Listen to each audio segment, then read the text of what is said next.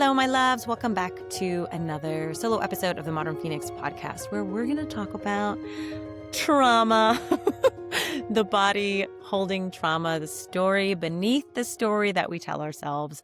I was so inspired recently. I saw an Instagram post by my teacher, my focalizing teacher, Nick Werber, and I'm going to read it to you. And I'm going to relate it to my own life. And I want to give this to you as food for thought, as something to think about.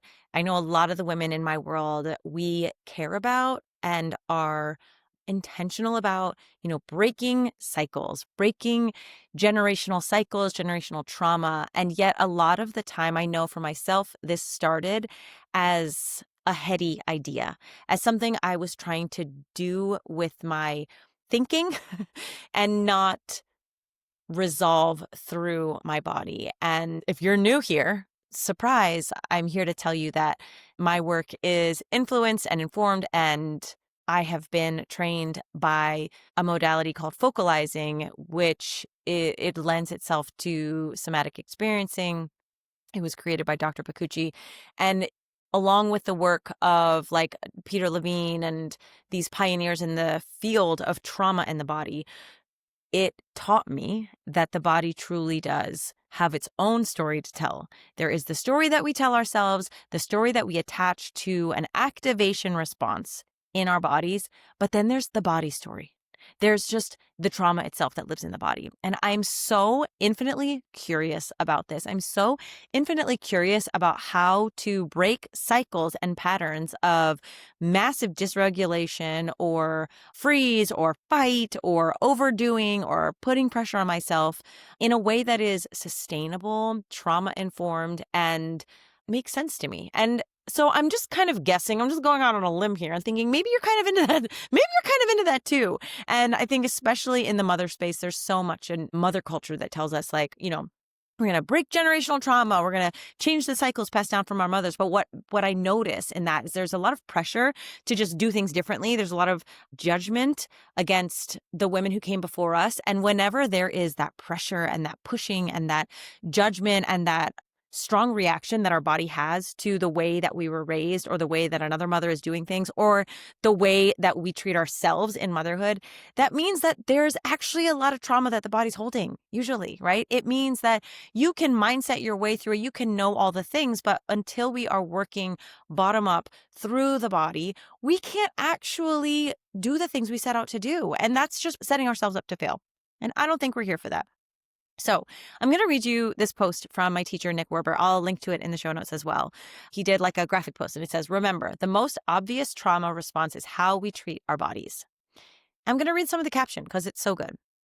If you're feeling tired of your story, tired of sorting through it, looking for answers, tired of the rumination while not making any progress, I want to recommend focusing on something that gets right to the impact of what happened to you, how you relate to your body. If your body was a person, how do you treat it? How do you feed it? Do you connect with its emotions? Does it trust you? Do you have a relationship at all? I know for me that when I'm activated, there's such a pull to barely eat enough, barely listen to it, leave it behind. Guilty. In these moments, my body is abandoned without someone to care for it. It survives with very little and deals with the stress of that. And that pattern, that thing I just wrote, says more about my story than anything I could tell you. It is the pattern. It is the impact. It's the story beneath the story. And so when I show up to my body and myself in a different way, a cycle is broken. A pattern is undone. Mic drop. We've had Nick Werber on the podcast. He was one of my focalizing teachers, and I just think he has such a beautiful way of articulating these big ideas and concepts that are really hard to grasp. So I just want to take this and make it practical for a minute. I'm recording this on August 21st, so my kids went back to school last week, but it'll probably air, several weeks past August 21st. But I transitioned from summer Gervase into school year working from home mom Gervase. And the switch, the transition from, leaned back, relaxed, go with the flow, has no schedule Gervase into has so much responsibility, has a schedule, has 5 schedules, financial responsibilities, client responsibilities, mom responsibilities, house responsibilities. Gervase, that version of me, the transition can be a little bit rocky for me because this is always like, this is my work, right? Like the blending of these two parts of me. And I don't want to make either one of them bad or wrong because I think both play a part. And I'm not here to be like, oh, flowy, lean back Gervase is who I need when it's back to school season, because the truth is it's not. That she's not going to help me sign up for 52 new apps and get 26 new passwords in my super secure app that I keep them in and respond to 5x the number of emails and get everything on the calendar for the extracurriculars. Like, I need a different part of me to show up for that.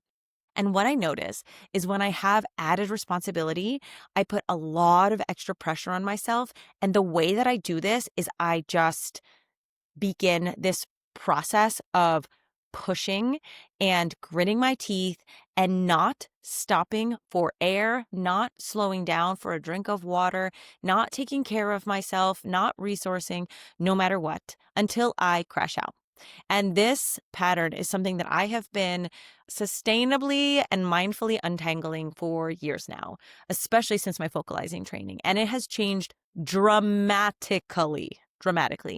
And still, I notice like there's still my inclination to tense up and put pressure on myself and control when I have added responsibilities and ignore my body, abandon my body, not eat well, not go for walks, not take care of myself, to not even really give a shit, and to feel justified in that, and to feel like it's almost like I'm constantly underestimating how much value or how much I could get from pouring into myself. I'm constantly underestimating the value of what I fucking teach, like resourcing as I go.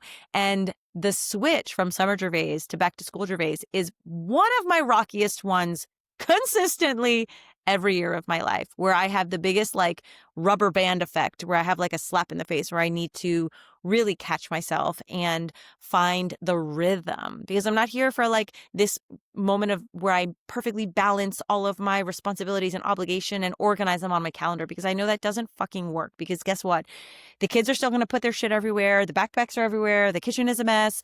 The deadlines pile up. There's always stuff I'm creating. So I'm not here to find that perfect organization or balance. I'm here to relax into the new rhythm. And to do that in a way that is sustainable, I need to notice how I am treating my body.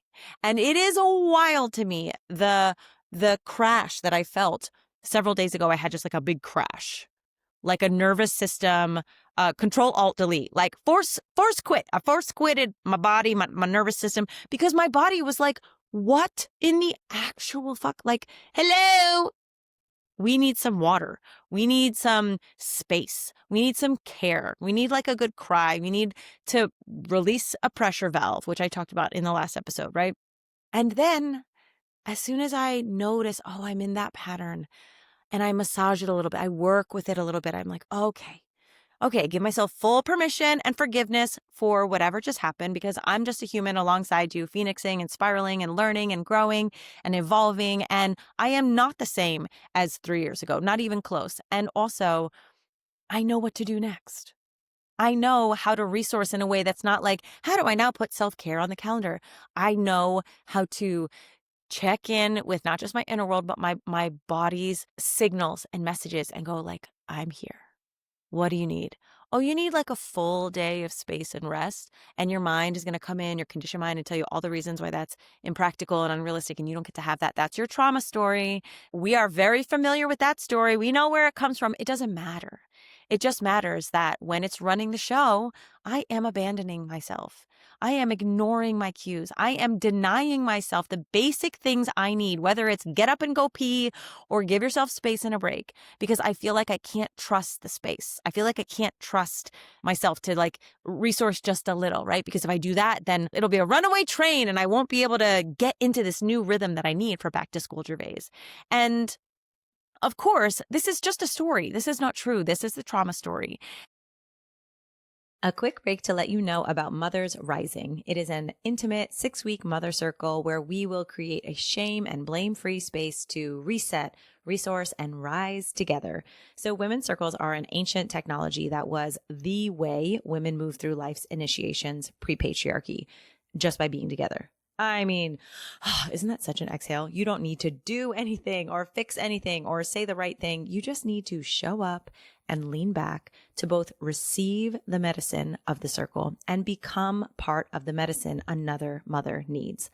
If you are looking for mothers to share honest conversations with and an initiated, trauma-informed mom of three, that's me, to hold space for you, I've been holding various forms of mother circles for a decade, and all of you is welcome here. Join us for 6 weeks on Zoom where you will exhale into your mother wisdom, see yourself clearly, connect with women who get it, and rise into the version of you that's sometimes hard to access on your own. We start October 15th and it's only $399, which is by far the most affordable way to work with me directly and share space with a like-hearted group of Phoenixes. The link with all the details is in the show notes, and I would love to have you join us.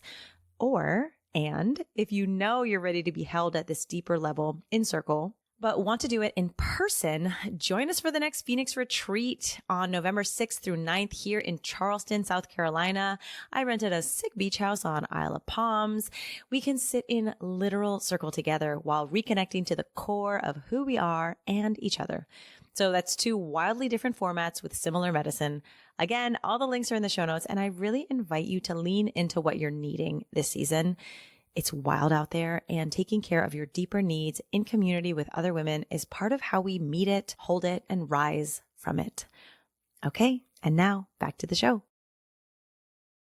The last few days, I've really just been committed to working in the way that I know works best. 1 + 1 = 3 results. I'm working on the potency of everything that I do. So if I'm going to move my body, I'm going to move my body with a friend. I'm going to feel good about it. I'm not going to be in my head. I'm not going to second guess myself. I'm not going to doubt myself. I know that every intentional choice I make, whether it's to sit here and record this podcast to you, or it's to lay on the couch and just Netflix for like 2 hours, is an intentional response to tell my body, hey, I hear you. Yeah, I notice what's going on for you. And I'm not afraid that I can't handle it. I'm not going to clench and control and resist what I know that I need, which is consistent, sustainable pockets of space and care and nourishment for me. And I know that those will look different every day. And I know that it's going to be a little bit clunky at the beginning because I'm finding my rhythm, and that's normal. This isn't my first time around the spiral, the Phoenix spiral. I have experience and practice, and I'm getting better and better and better. And so what used to take me, 3 months is now taking me 3 days. And then I'm finding the rhythm, and I'm aligning with the rhythm, and I'm allowing it to be a rhythm and not a strict, regimented discipline and plan, because I know that just doesn't work for me. It doesn't work for my human design. It doesn't work for my personality, and it doesn't work for my trauma history. And it doesn't help me break cycles. It doesn't help me rise out of those generational trauma patterns. When I resource and when I acknowledge the body and when I kind of massage it and work with both flow, like summer flowy Gervase's rhythm, and new back to school entrepreneur working from home Gervase's responsibilities, when I blend those together in a really fluid, flexible way where I'm like honoring my nervous system as I go, not being super strict or rigid about it, but also not totally letting myself off the hook, because I trust myself to hold the middle, even though it's always changing. I give this example a lot. I don't know if I've said it before to you guys, but a ballerina who is on point. This is an example from the book, The One Thing. I'm always quoting that book. He gives the example of a ballerina on point who's doing fouettes, which is like spinning on point on one foot, is making hundreds of tiny micro adjustments on the foot that is balancing to keep balance. It's not like to spin around in a circle. You just pick a spot on your toe and hold it, because that's not what it requires. It requires tiny, tiny micro adjustments. And my trauma pattern and my trauma story is that like, no. One rigid pattern, go, go, go, go, go, go, go, control, control, control, pressure, pressure, pressure. Don't stop until you actually totally collapse, burn out on the floor, because of course that doesn't work. Of course it's not sustainable. And of course it's coming from a really wounded, not regenerative place, right? It's my childhood trauma, like showing itself, and me trying to, respond to it in a way that is immature almost. And I don't say that in a judging way. It's just, I have so much more wisdom that I've amassed from age, from experience, from maturity, from whirls around the Phoenix spiral. So now I get to do it differently. Now I get to create that rhythm and that balance, making hundreds of micro pivots as I go day to day. I've tried so many things. I've integrated the things that work. And I know, oh, I'm in my trauma story. I notice the way that I'm relating to my body right now is an old pattern. It's a generational pattern. And I understand that. And I could be justified in saying, like, I don't have time. When am I supposed to make time for myself? And I could do what everybody else does and like put myself in this box and follow all these rules and be really hard on myself and have a lot of fear and control and perfectionism around everything that I do. But like, that's not what I'm here to do. That's not the life I'm here to build. That's not what I am here to embody and role model for you. Because if I can feel into this Phoenix way of womaning, then so can you. And I want you to have it. I want you to feel it. I want it to you to feel the transmission from me to you as a, busy mom of 3 who just had a clunky back to school start during the home renovation, who has also I'm like found my rhythm, right? I'm doing my fouettes, y'all. I actually was never really that good at fouettes as a dancer. That wasn't my genre of choice. I was more of a hip hop gal than a fouette gal, but it doesn't matter. I digress. It's possible. We have to notice all the conditioning, all the trauma, all the rules that we're playing by that society gives us and go, actually, I know where that gets me. I know that gets me crumpled on the floor. I know that gets me joyless, a shell of a person in a story about how who's got the time. And it's not going to make that big of a difference if I go on a walk, just to keep using that silly example. It's not going to make that much of a difference. And let me tell you, it will make all the difference. I heard this thing on Instagram recently.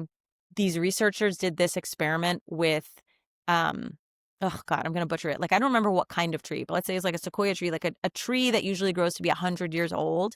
And when it was, not 100 yet, like a few years old, they injected it with adrenaline, or maybe it was cortisol. Both things that you and I have coursing through our veins, my friend. And the tree died within a year.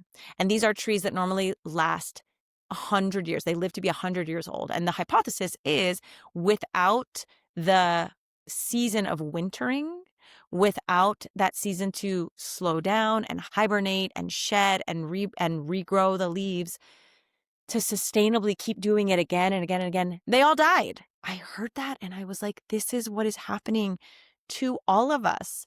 We're just running on adrenaline and cortisol and the doing and the perfectionism and the pressure and the rules and the trauma, ignoring and abandoning the self, the soul, and the body. And so we crash out. And so many women are just like me. So many women come to me that are like super successful, super high functioning, that are like, I'm just kind of curious about this pattern of like, go, go, go, go, go. And like, I know I'm going to crash, or I have just crashed, or I feel the crash is coming. And like, oh my gosh, I cannot afford to crash. I literally can't afford to crash. And, we can rework all of those patterns. And this is how we break cycles, when we give ourselves permission and grace and space to rework this rhythm so that we have the seasons of hibernation. So we have the summers of pleasures and the clunky back to schools and the learning and the seeing what works and seeing what doesn't, but knowing that we're here for the woman way, regenerative, restorative, resourcing as we go so we can live to be 100. And also look fucking fabulous while we do it and feel good and have juicy, exciting, authentic lives, right? Because we are not abandoning ourselves or operating from a trauma story from our 8-year-old selves. We're actually working with that part of ourselves with grace and compassion and, trauma-informed techniques and facilitation to rise out of this. And this is what it's looked like for me very, very recently. And I just really wanted to share it with you.